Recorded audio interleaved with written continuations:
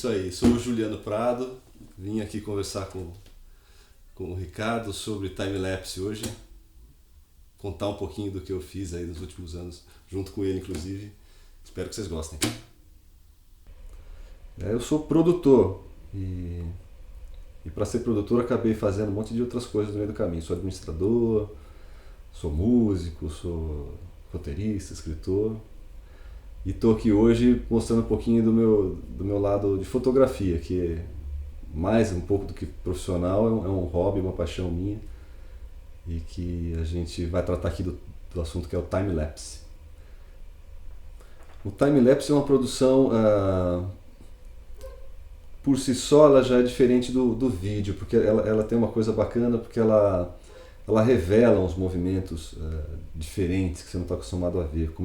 O time-lapse, basicamente, ele é uma captura de imagens, em vez de 30 frames por segundo ou 24, como por exemplo se capta para vídeo ou cinema, você capta fotografias de 1 em 1 segundo ou de 2 em 2 segundos e depois monta essas fotografias em 30 frames e você tem um efeito de aceleração, né? Então ele é um efeito que tem um certo hipnotismo. Geralmente ele revela movimentos de nuvens ou de pessoas, de máquinas, que são gostosos de ver e de certa maneira contribuem bem para a narrativa do que você está fazendo, né? Seja institucional ou mesmo de ficção e tal. Ele insere uma dramaticidade ali no curta-metragem ou no institucional que você está fazendo. Bom,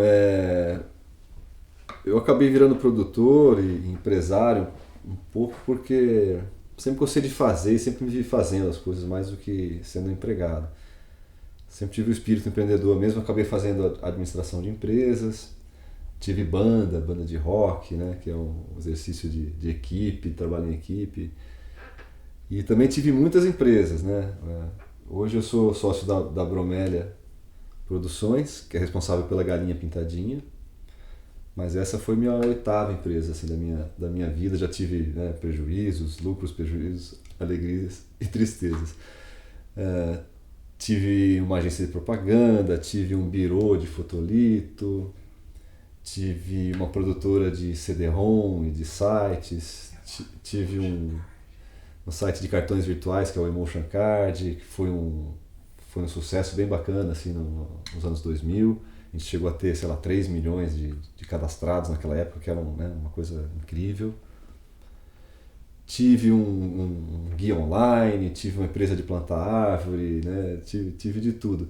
Até aparecer a Galinha Pintadinha, né? Que foi um estouro, e a gente conseguiu fazer uma carreira bem bacana nesse mercado assim, né, de conteúdo infantil, licenciamento. A gente tinha um case bacana. Então hoje em dia eu trabalho com a Galinha Pintadinha e acabo fazendo até por hobby e tal, muitas coisas com fotografia, e a gente também usa no próprio marketing da Galinha Pintadinha produções audiovisuais como making offs, né, quando a gente vai para eventos, para feira. Então a gente acaba usando um pouco dessa coisa de produção de vídeo também para os nossos trabalhos internos. Bom, vamos falar um pouquinho sobre o assunto mesmo, que é o time-lapse, né? Que é uma técnica mista de fotografia e de vídeo. Na verdade, ela consiste em tirar fotos, né? Tirar uma série de fotografias. O que é o time-lapse? É uma série de fotografias tiradas com intervalos de tempo regulares entre uma e outra, que quando montada em vídeo acelera os movimentos da cena captada. Uma definição meio científica, mas na verdade assim, você tira fotos com intervalo de tempo e depois monta isso dá um efeito de aceleração. Você acaba revelando alguns movimentos e coisas que você não consegue capturar com o seu olhar do dia a dia, né? A sua velocidade do dia a dia, que você está vendo as coisas na velocidade normal, né? E quando você faz uma produção em time-lapse, você vê o seu mundo todo girar mais rápido. Isso dá um efeito muito bacana. Então, vou falar um pouquinho sobre os usos do time-lapse. O time-lapse, imagino que tenha começado um pouco até, talvez, com uma demanda científica, né? Porque com time-lapse você consegue ver, por exemplo, uma planta crescer ou como o movimento do céu funciona. né? Então você tem essa demanda por time-lapses científicos, né? Você usa a técnica para você revelar, por exemplo, sei lá, uma colônia de bactérias se expandindo, algo assim. E também artísticos, né? Porque o time-lapse realmente tem uma linguagem muito bacana, revela coisas muito bacanas sobre o movimento, sobre a natureza, sobre as paisagens, sobre as cidades, né? E é bastante usado em filmes, por exemplo, em novelas, né?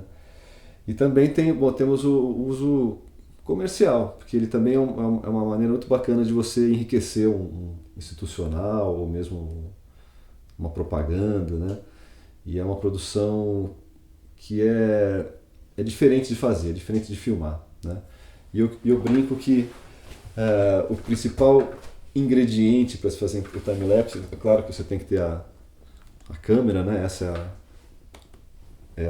o time-lapse de câmera grande eu faço com a Canon 5D, que é uma câmera bem bacana. E além do equipamento, tal, que a gente vai falar daqui a pouco, o principal ingrediente para você fazer um time-lapse é você ter tempo, porque o time-lapse é uma coisa que leva tempo, bastante tempo, né? Você pode, por exemplo, passar 4 horas fazendo uma cena, por exemplo, de madrugada, do céu virando, e isso virar 5 segundos de filme, né? Então tem uma coisa do time-lapse que você tem que ter essa disponibilidade, você tem que ter um tempo para se dedicar a fazer a cena. Existem cenas mais curtas, dá para fazer com menos tempo, né? Mas tem cenas que você vai precisar realmente se dedicar bastante. Uma coisa que as pessoas às vezes ficam em dúvida é, poxa, mas não é só você pegar uma câmera, filmar e acelerar o movimento, não dá na mesma? De certa maneira sim, né? É mais ou menos isso que acontece mesmo. Você pode pegar um vídeo e acelerar esse vídeo e você tem uma time-lapse. Mas a maneira como a gente faz com fotografia, você tem um recurso diferente do uso da lente, do sensor da câmera. Você usa a qualidade fotográfica, você pode mexer mais com o tempo de exposição. Isso acaba dando uma qualidade melhor mesmo, e até uma resolução maior, né? E também tem uma questão, para alguns time-lapse simples, você pode fazer, e rápidos, você pode fazer usando vídeo. Por exemplo, time-lapse que você filma uma cena por 15 minutos, por exemplo, né? Que é possível, por exemplo, uma calçada com gente passando. E você acelera, tudo bem. Agora, se você tem uma cena de 5 horas para fazer, você não vai conseguir fazer um vídeo de 5 horas, depois acelerar esse vídeo, vai ficar um material muito pesado, né? E outras questões também em relação à captação de luz e como a câmera de vídeo regula a iluminação e como você pode trabalhar com a câmera de fotografia. Então, assim, basicamente eu sempre trabalho o time-lapse com a base de fotografias, não com a base de vídeos. Bom, os equipamentos para se fazer um time-lapse. Hoje em dia você pode fazer time-lapse até com telefone, né? O time-lapse está se popularizando. Com essa técnica mais profissional que eu uso com câmera digital, né? Reflex, eu diria que até mais importante do que a câmera para fazer o time-lapse é o tripé. Porque sem tripé não se faz time-lapse. Porque o time-lapse é uma coisa que você vai fazer às vezes ao longo de 40 minutos, 1 hora. E você tem que estar o mais estabilizado possível. Porque são várias fotografias que depois você vai editar. Se você tiver falta de estabilização, ou você não vai conseguir fazer um vídeo bacana, ou você vai ter muito trabalho depois na pós-produção. E o tripé, eu tenho um tripé Manfrotto maior e tal, que eu também uso, mas acabei descobrindo que esse tripé aqui, que é um Manfrotto também pequeno, um 390, acho que é o modelo MK393, é o que eu acabei fazendo mais produções com ele, porque é o que cabia na minha mochila, na minha mala, quando eu ia viajar. Porque no fim, assim, eu acabo fazendo o time-lapse muito assim como hobby de viagem. Estou viajando em algum lugar, eu tiro uma tarde, tiro um dia para fazer. E realmente levar um tripé... A câmera já é pesada, né? Com um tripé grande e tal, começa a ficar meio inviável. Então, eu prefiro ter um tripé mais simples, mas que seja disponível, do que ter o tripé ideal, que quando eu precisar eu não vou ter ele na minha mão. Então, tripé. É basicamente um tripé bacana, que segura a câmera legal. Bom, a câmera em si, né, que daí eu não vou fazer nenhuma recomendação, porque realmente qualquer câmera serve. É muito importante, a gente vai ver um pouco mais para frente na técnica, que ela tenha regulagens manuais, tanto de foco quanto de exposição e velocidade, porque é uma parte importante da técnica de iluminação do time-lapse, é você poder manter a sua exposição fixa, né? Então, câmera, eu tenho essa 5D Canon excelente, qualquer outra Nikon, Canon, ou mesmo câmeras menores. Eu faço muito time-lapse também usando a GoPro, que é a câmerinha simples, que tem o modo time-lapse dela, que já resolve muita coisa, faz também em base de fotos. Então, quer dizer, o tamanho não é documento, tem muitas cenas muito bacanas, até dos filmes que vocês vão assistir aí, que eu produzi, que são a GoPro, e a GoPro também tem essa grande vantagem, eu levo um mini tripé, com uma mini câmera, então muitas vezes eu não estou com a Canon, mas eu estou com a GoPro e eu não perco a oportunidade de fazer uma cena.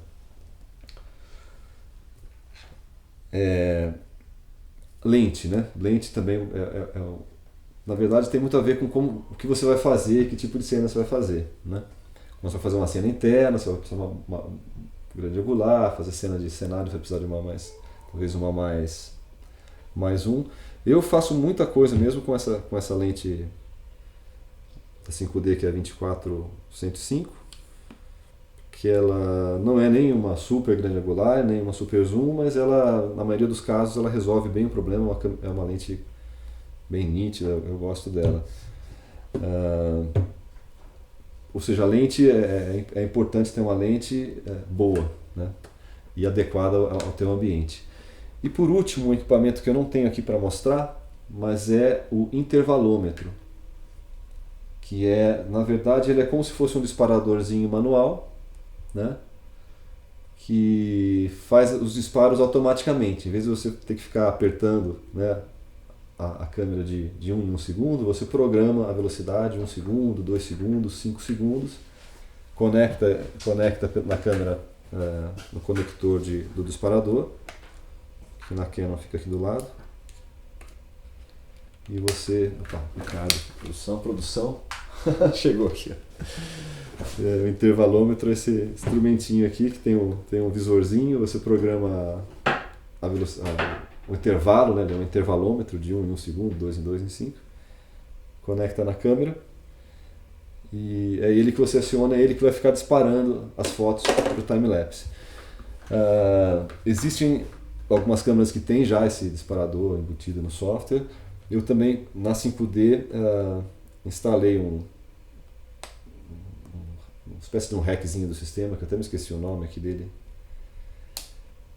que ele tem também essa possibilidade de fazer o time-lapse direto na câmera. Então eu levo só a 5D, eu não preciso do intervalômetro, mas geralmente você vai precisar do intervalômetro para fazer o time-lapse. Esse é o kit básico, né? Eu geralmente não uso também luz artificial, é luz natural, porque tem o movimento da luz que é interessante para o time-lapse. Então é isso, tripé e câmera para começar, né? E intervalômetro, bom, e uma lente boa para a câmera. Bom, quem produz profissionalmente sabe que uma boa parte da... Bom, produção sempre o pessoal fala, né? São 3 etapas: pré-produção, produção e pós-produção. Apesar de, assim, quando você faz time-lapse por hobby, muitas vezes você não tem a pré-produção. A pré-produção simplesmente é você levar a câmera. E daí você vê uma paisagem, tem um tempo, você arma ela e faz a tua cena. Mas trabalhando profissionalmente ou na produção de um curta-metragem, institucional, você tem que preparar as coisas, né? Então, o time-lapse requer uma certa logística. Muitas vezes você tem que ter uma autorização, por exemplo, para fazer o vídeo, né? A gente, por exemplo, tem uma cena que a gente fez no aeroporto de Viracopos, que a gente pediu uma autorização para a assessoria de imprensa deles, eles foram muito, muito gentis, cederam até um lugar na torre de comando, um mirante muito legal, e a gente conseguiu fazer ali cenas muito legais, e foi fruto da gente ter feito uma pré-produção, ter feito uma autorização, ter explicado o uso daquilo. Então muitas vezes você vai precisar disso para subir em cima do prédio, pegar um take o time-lapse é bacana quando você faz um take de cima para baixo, né? E às vezes tem que entrar num lugar privado, tem a questão da segurança, né? De atrapalhar às vezes a circulação do local. Então tem uma negociação ali, porque na verdade você vai montar um tripé no meio de um lugar e vai ficar ali por 1 hora fazendo alguma coisa. Então tem essa logística de atualização, de pesquisar os locais, né? Outra coisa também, se você vai ficar lá algumas horas, alimentação, né? Você tem que ficar, às vezes, você não pode mexer na câmera. Se você dispara ela, por exemplo, por uma hora, ela tem que ficar parada naquele ponto. Então é bacana você ter água, você ter comida, você ter essa preparação de alimentação. Outra coisa muito importante para qualquer produção são os cartões de memória, bateria, esse tipo de coisa, né? Porque às vezes você desloca todo um monte de pessoal para fazer uma produção, chega lá e acaba o cartão e tudo vai por água abaixo. Então tudo é interligado. Então o time-lapse, geralmente as cenas bacanas, tal, bem planejadas, você tem que fazer uma pré-produçãozinha. Bom, vamos então ao que interessa, que é, né, aprender um pouco como fazer mesmo um time-lapse, botar a mão na massa. Eu vou aproveitar esse espírito e fazer um time-lapse aqui da nossa entrevista, já ao vivo aqui. Depois de editado, vocês já vão ver o resultado logo mais. Bom, começa montando o tripé. Um tripézinho pequeno que eu gosto, que é prático. Vou suspender um pouquinho mais. Vou fazer o time-lapse do Ricardo me entrevistando. Agora é ele que vai provar. Tripézinho. Bom, eu sou um cara meio estabanado, faço as coisas meio rápido, às vezes sai meio torto, mal nivelado, tenho que trabalhar depois, mas tá valendo. Bom, a câmera, eu não vou usar o intervalômetro nela, eu vou usar o softwarezinho que eu tenho aqui que faz a mesma coisa. Como ele chama mesmo? Magic Lantern. Magic Lantern, né? É um software que você instala via cartão aqui que ela adiciona algumas funções. Fala de novo. O software chama Magic Lantern. É um softwarezinho que você instala no cartão. Aqui tem tem que haver um tutorial na internet e ele adiciona algumas funções aqui, a câmera, entre elas o intervalômetro. Então, primeira coisa, eu vou ligar a câmera. Eu estou com o ISO 400. Eu vou colocar ela no modo manual, certo? E eu vou botar no tripé aqui, vou fotometrar. Vou fotometrar o Ricardo que está no meio das luzes aí. Já estou vendo um flare na lente animal. Tá bom? Bom, o que eu estou vendo aqui? Como está no escuro aqui, eu estou fotometrando ela, estou deixando ela no máximo de abertura, que é o 4. E vamos ver. Isso, a velocidade ficou ficando 1/10. Acabou ficando 1/10 de segundo, que é uma velocidade lenta. Se eu tiver com ela na mão, por exemplo, vai borrar a câmera. Então eu fotometrei ela, eu estou contra a luz aqui, não está muito favorável, mas só para a gente ter o exemplo. Daí duas coisas muito importantes que eu aprendi a duras penas. As lentes, elas têm o autofocus dela, né? Que é o AF aqui. Que na verdade ela serve para você estabilizar quando a câmera está na sua mão, quando você está tremendo com a câmera. Ela não funciona bem para estabilizar quando ela está no tripé. Como é uma coisa móvel, se você usa ela vai acabar mexendo e causando o efeito oposto. Você vai desestabilizar a foto, o vídeo do time-lapse. Então é muito importante isso aqui, que se você tiver o estabilizador... Putz, falei errado. Não, tá certo. Tem que desligar. É que está no autofocus aqui. Bom, é muito importante que você desligue o estabilizador, certo? Porque senão ele vai tentar estabilizar a foto, mas na verdade já está estabilizado. Isso vai acabar tremendo lá o espelho da lente. E outra coisa também muito importante é o foco manual também. Você não vai deixar a câmera no modo automático de foco. Por que isso? Porque como são várias fotos sendo tiradas, se você deixa no foco automático e, por exemplo, passa uma pessoa na frente ou acontece alguma coisa, ela vai ajustar o foco. Então você vai acabar tendo variação de foco entre as fotos, e quando você monta isso em vídeo para o time-lapse, você vai ver variação, né? Então você põe o foco no manual e faz o foco na mão, e deixa o foco fixo. Então se você escolheu, escolheu o Ricardo, por exemplo, deixa o Ricardo em foco. Vamos botar o Ricardo em foco aqui. De novo, e vamos disparar o time-lapse, senão ele não vai sair também, né? Como eu te disse, precisa de tempo. Aqui, lá, tá bonito. Então, checklist, sem estabilizador, foco no manual e exposição no manual. Aqui o manual está fixo. Por que também exposição no manual? Mais ou menos pelo mesmo motivo do foco automático. Se você deixa a exposição no automático, se muda o céu, ou a luz, ou acontece alguma coisa, a cada foto ele vai fazer um ajuste de exposição diferente. Quando você for montar isso no vídeo, você vai ter um vídeo que vai ficar piscando, vai ficar flicando. Então você tem que deixar a exposição no manual, e quando a luz vier aumentar, você vai ter um aumento de claridade mesmo.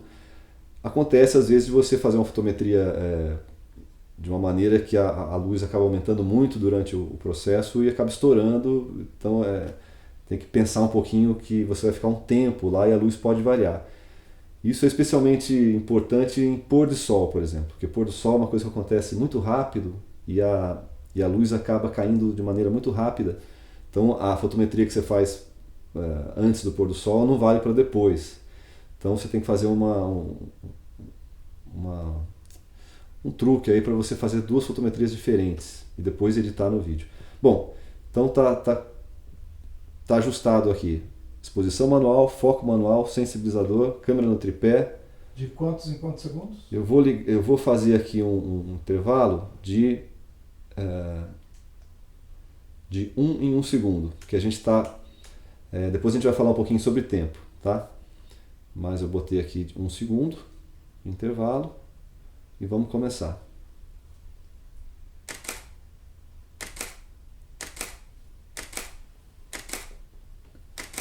Esse é o barulho que você vai ter que se acostumar se você fazer time-lapse com câmera reflex, que você vai ficar tirando várias câmeras. Vamos pensar um pouquinho sobre o que está acontecendo. Está fazendo uma foto por segundo. Se mexe aí, Ricardo, pra gente... um frame por segundo. No vídeo, você tem 30 frames por segundo.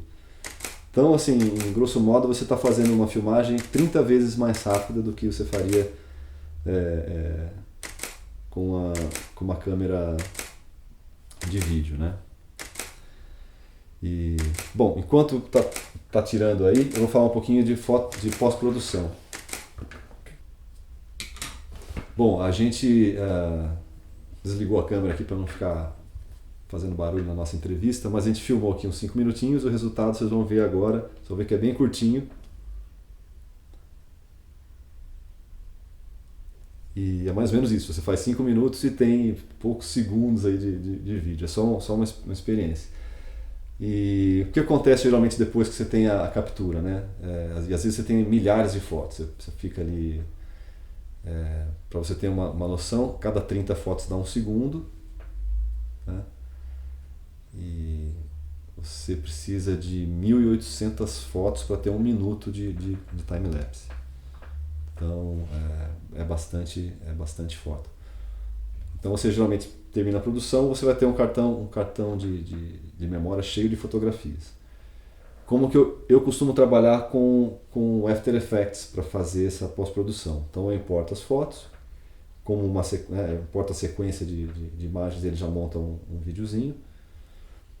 E eu trabalho em algumas etapas. Primeiro é nivelamento de imagem, porque muitas vezes você está na rua, você não consegue fazer um nivelamento 100% da câmera, e o horizonte está, né, não está ok. Então, às vezes eu uso o software para dar uma niveladinha, quando acho que tá torto. Faço um enquadramento também. Isso é uma coisa bacana de fazer o time-lapse com a câmera de fotografia. É uma questão da resolução. Se você usa uma resolução alta da fotografia, ela tem quase 4.000 pixels de de largura, né? E o vídeo digital tem 1920. Então você consegue, você tem na verdade uma imagem que é o dobro do tamanho que você precisaria para a imagem. Então é como se a imagem vazasse na sua tela, né? Se você for usar ela no tamanho 100%. Isso te permite algumas coisas, você enquadrar um pedaço só da imagem, desse panorama inteiro você tem uma margem para enquadrar, e para fazer alguns efeitos até de movimento de câmera. Então, na pós-produção eu acabo fazendo isso também. Às vezes eu enquadro um pouco mais a cena, até uso uma cena só e acabo montando 2 ou 3 cenas com pedaços dessas imagens. Estabilização digital também é uma coisa que muitas vezes é preciso, mesmo tendo um tripé e tudo mais. Às vezes bate um vento ou tem alguma coisa que interfere. Você esqueceu, por exemplo, de desligar o estabilizador da câmera. E quando você vai assistir o vídeo, você vê que tá tremido e fica feio. Você tem efeitos no After Effects. Eu uso um que chama Warp Stabilizer, uma coisa assim, que ele analisa o teu vídeo e ele consegue deixar ele bem estável. É bem interessante o trabalho.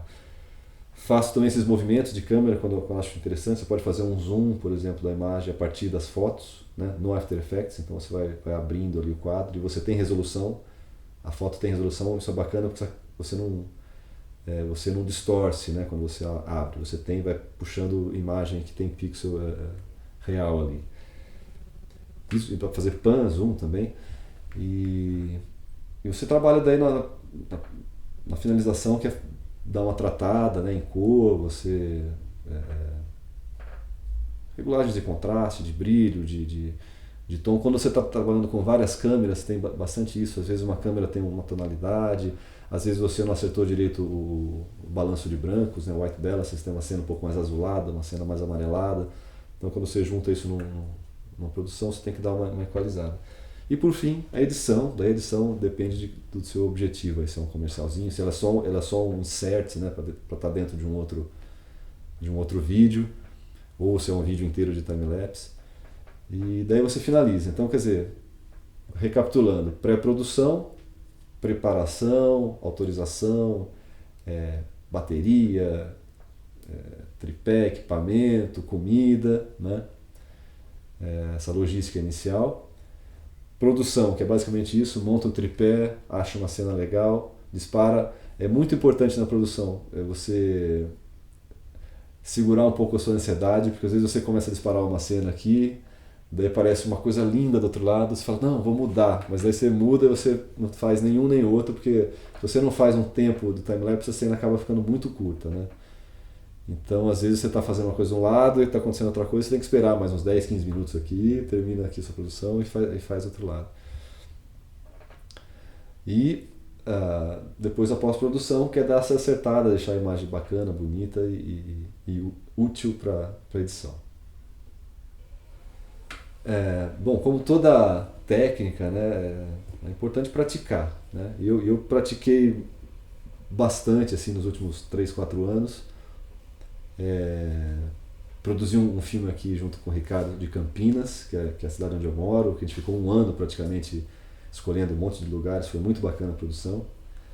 Mas também levo a minha câmera quando eu viajo, eu trabalho, quando eu viajo de férias, e sempre acabo tirando aí um dia, uma tarde para fazer time-lapse, e virei um colecionador de imagens de time-lapse para onde eu vou. Então acabei fazendo aí cenas bem bacanas de outros países.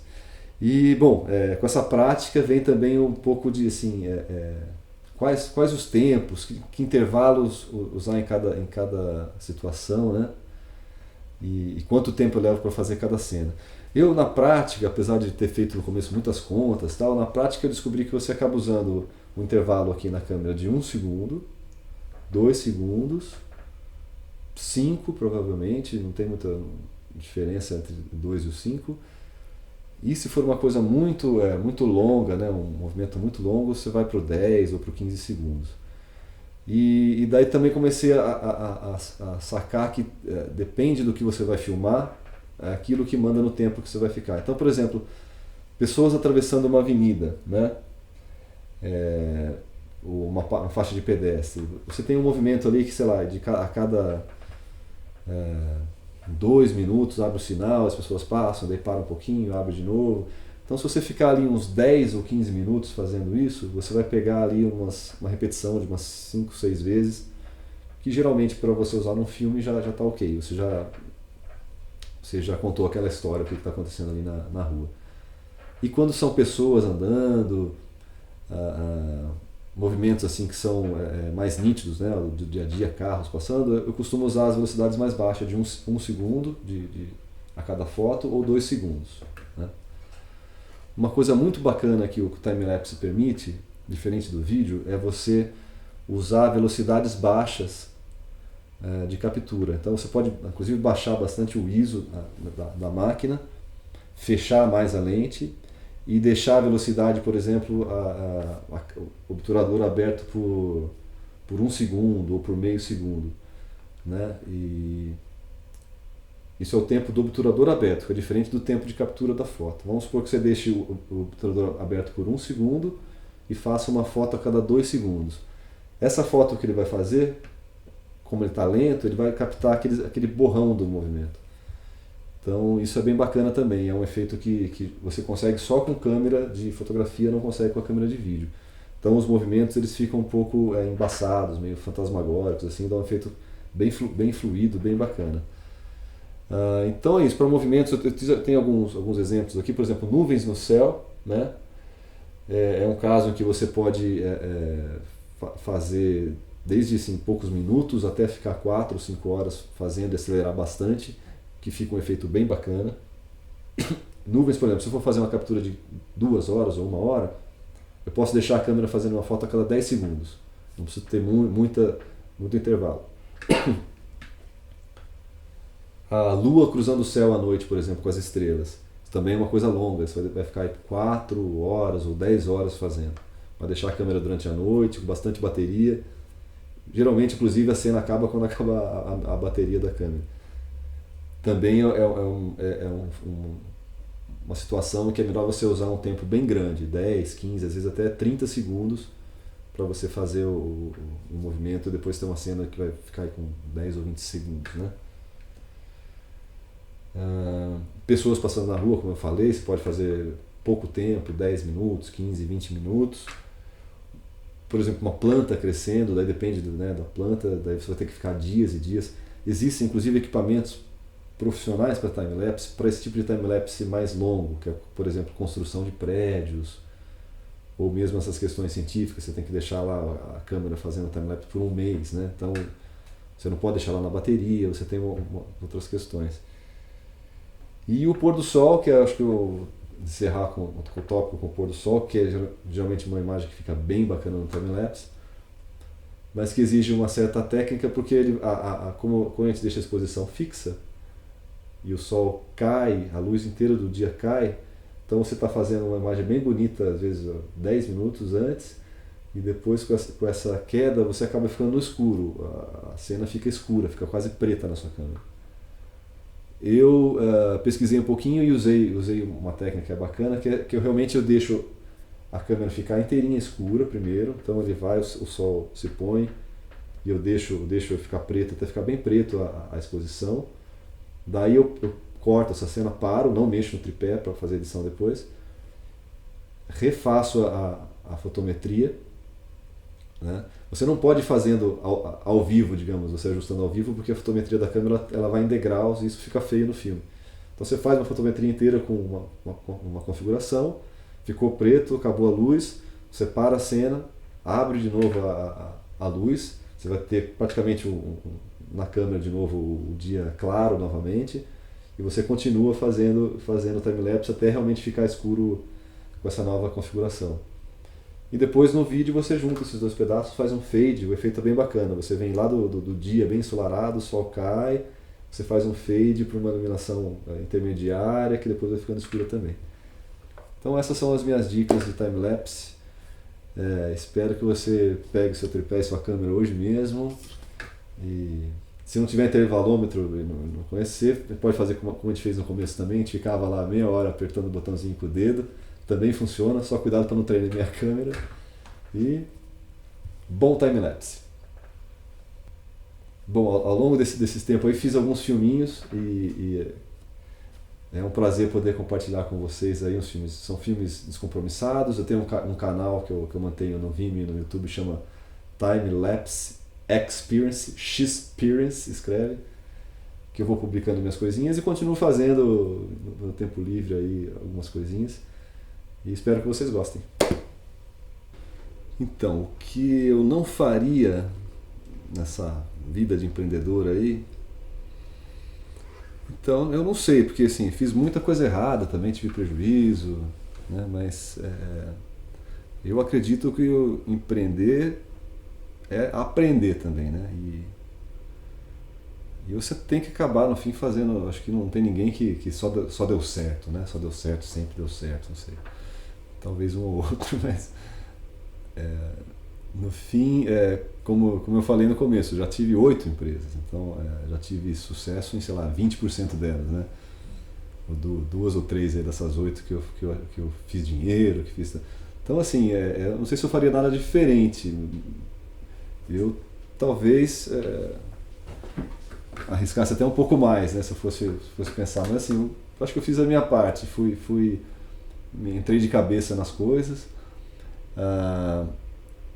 sempre de uma maneira assim pequena, né? Eu nunca fui muito de querer uma coisa muito grande, uma estrutura muito grande, é a minha característica. Prefiro as coisas mais banda de rock, assim, um negocinho, um grupo menor. Porque também você consegue experimentar mais coisas, mais barato, mais ágil, né? Consegue mudar de curso mais fácil. Acho que foi mais ou menos assim que eu fui fazendo. Tinha uma empresa, gostava um tempo, passava por outra oportunidade, às vezes me dava bem naquela, mas depois o ciclo acabava e me dava mal em outra. E estou até hoje aí nessa. E acho que é isso. O que eu não faria era não tentar. Tentaria mais.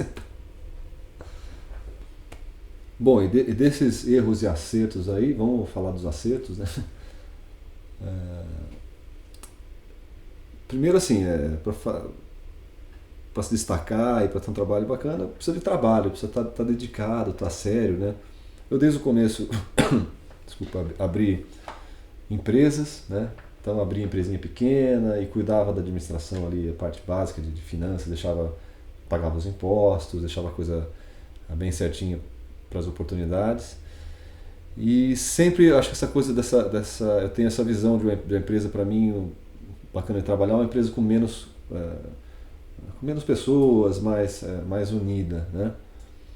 E então meus negócios acabaram sempre assim, começando com 2 ou 3 pessoas e indo até hoje a Bromélia, que é a empresa acho que mais tem funcionário, tem 12 funcionários. E então é bacana porque te permite, primeiro assim, confiar também nos parceiros, né? E permite você mudar de curso e ter decisões um pouco mais ágeis. E eu acho que a ver com isso de tomar decisão e mudar de curso, você ficar um pouco antenado, às vezes não se prender muito ao negócio que não está indo bem, você ficar antenado ao que está acontecendo e captar as mensagens, né? Eu vou citar aqui o exemplo da Galinha Pintadinha, porque era um projeto que eu estava fazendo no meio de vários outros, né? E era um projeto paralelo, daí a gente subiu um vídeo no YouTube para mostrar para uma pessoa só, esse vídeo acabou caindo nas graças dos pais, das crianças, né? E a gente só deu continuidade ao projeto, virou esse sucesso todo, porque a gente conseguiu perceber ali, aquele um videozinho que a gente tinha deixado, que ele estava agradando, que as pessoas estavam gostando da galinha que estava nele, do nome do projeto. Então foi a partir dessa percepção mesmo que a gente teve, né? Uma espécie de uma pesquisinha de mercado ali, e também valeu muito da intuição.